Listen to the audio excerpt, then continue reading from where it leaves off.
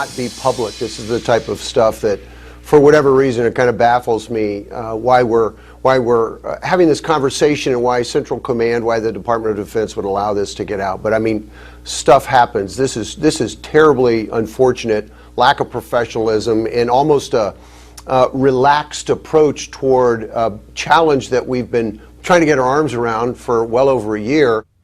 Welcome back for the third and final hour of America's Forum on this Monday with Miranda Kahn, J.D. Hayworth. Just heard there from retired General James Marks condemning the Pentagon decision, releasing information on the timetable about that potential operation to retake the city of Mosul from ISIS. Yeah, last week the Pentagon made it a priority to announce the U.S.'s next move against ISIS. The Pentagon went into detail about the mission, even going so far as to give a timeline as to when they would attempt to take back that city, Mosul. Well, joining us now with more on the story, former Navy SEAL sniper Scott Taylor. Scott is the author of the book Trust Betrayed: Barack Obama, Hillary Clinton, and the Selling Out of American National Security. Scott, we'll talk about your book in just a few minutes. But first, sure, I want to get your thoughts on this potential operation to retake Mosul. Should any part of this plan been made public?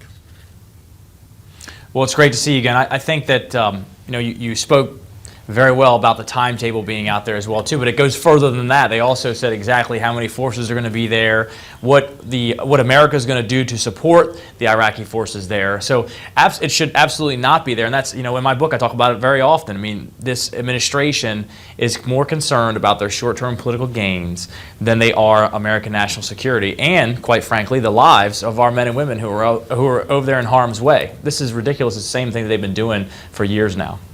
So, Scott, what do you think about the overall plan now?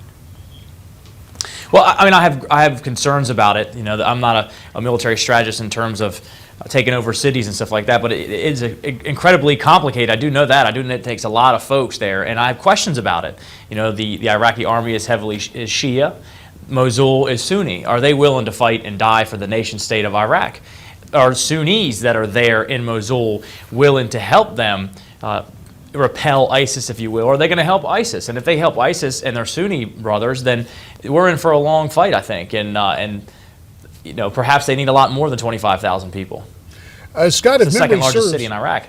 Yes, it is a big city and a place that I've visited, and it will take a considerable operation. Now, Scott, if I'm not mistaken, you are in politics, serving, I believe, in the Virginia House of Delegates. So you take a step back. Yes, you're serving in state government, but you know very well the military chain of command, the political implications. Right now, our new Defense Secretary, Ash Carter, is in Kuwait on a, quote, listening tour, trying to figure out a strategy to defeat ISIS. What would you tell the new Secretary of Defense? In your mind, what is vital to get the job done against ISIS? Well, first and foremost, we need to have leadership that understand what the actual threat is and what motivates them. You don't want to talk about it, like the president had his listening tour, his conference on violent extremism. Well, it's very clear that there is a cancer within the Islamic religion, that you have these Islamicists who are utilizing religion to go there. So it's very clear that that's what the problem is, and we need to have leaders who are unabashedful and completely unafraid of saying exactly what the problem is. And if we're going to commit men and women on the front lines to fight, or we're going to help our brothers and our allies over there, that we need to be very clear and concise of what we're doing. We need to go all in, not just do something to show that we're helping out with some airstrikes here and there, but we're going to have to do something with overwhelming force, mentally, physically, and virtually as well too. I mean, we have some of the greatest marketers that the world's ever had, right? People have Michael Jordan t-shirts in the Congo, they drink Pepsis in Paraguay, they dance hip-hop in Haiti. I mean, we can utilize some of our American expertise to counter the online threat and the online marketing of this group itself, and we certainly can counter them physically on the battlefield. Scott, you've been quoted before as saying, every day when I wake up, I feel a rock, I feel it in my knees, I feel it in my neck. What do you mean by that? About 30 seconds.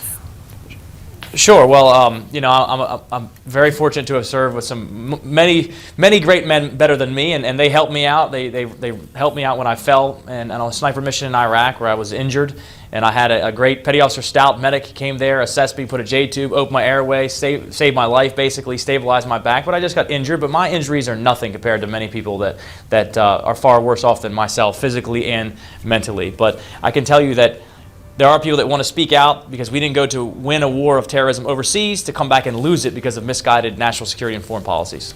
And perhaps that could be one reason why Scott Taylor is now in politics in the Virginia House of Delegates. And Scott Taylor is going to stay with us, come back and talk about his new book. You stay with us too. There is more ahead in this final hour of America's Forum from Newsmax TV.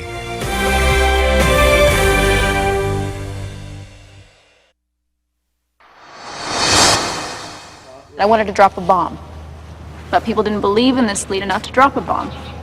So they're using you guys as canaries in the theory that if bin Laden isn't there, you can sneak away and no one will be the wiser.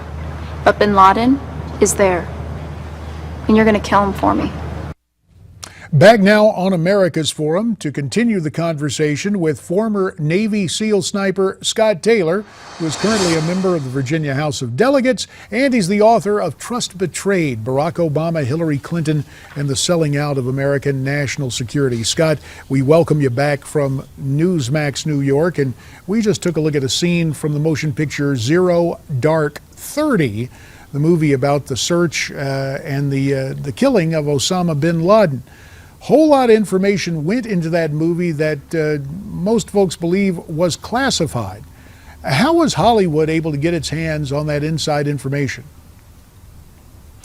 Well, from the highest levels of government, I think it's important to say to your audience out there that, of course, there are many top secret clearances, but the way that works is it's a need-to-know basis. So just because I have a top secret clearance doesn't mean that I'm privy to information, all top secret information. So you have to understand that some of the information and the coordination with Hollywood had to come from the highest levels of this government. And if you remember, that movie was supposed to originally come and hit the shelves prior to the election. So as I note in the book, in many different instances, you see this administration taking steps and releasing information, top secret information, strategically to help this president get reelected. So therefore, for short-term political gain at the expense of future operations and at the expense of lives. My buddies' lives who are still out there fighting. Well, mindful of that, Scott, and you have the book with a title that pretty much leaves no doubt, Trust Betrayed. In your mind, is there any way for us over the next couple of years to regain our footing short of a sea change in the attitude and the practices of our current commander-in-chief? Well, I'm troubled that we still have a little more time left before the next president is sworn in. But I think that America it's great. It's the greatest nation that we've ever experienced, the world's ever experienced. We fall down often, but we get back up and we dust ourselves off and we go forward. And I think it's imperative that we have a conversation, a national conversation that exceeds political parties, that the next leader is very, very much America's cheerleader, that he doesn't mind looking Putin in the eye or anybody else in the world and telling them how great America is. And unlike this administration, that they understand how the world really is, not how they wish it to be, and they act accordingly and make sure that we uphold our national and foreign policies that best serve America's interests first and not their own personal agenda. Well, mindful of that, in the book, you say the battleground is here at home. What do you mean by that? Well, I can tell you right now that, that unfortunately from this administration, they have put domestic politics and used domestic politics in their foreign policy. So everything's political, right? But there is a difference with domestic politics here at home than offshore in foreign policy, and they're extremely different. But this president has really blurred the line with that, and blurred the line, the sacred trust between civilian and military folks as well too, all for short-term political gain. But I also will say, as far as battleground goes, I think that you're going to see more lone wolf attacks, unfortunately, in our homeland, and part of that is because of the current leadership and their policies. About 2 minutes remain, Scott, and you are unsparing in your criticism and your candor.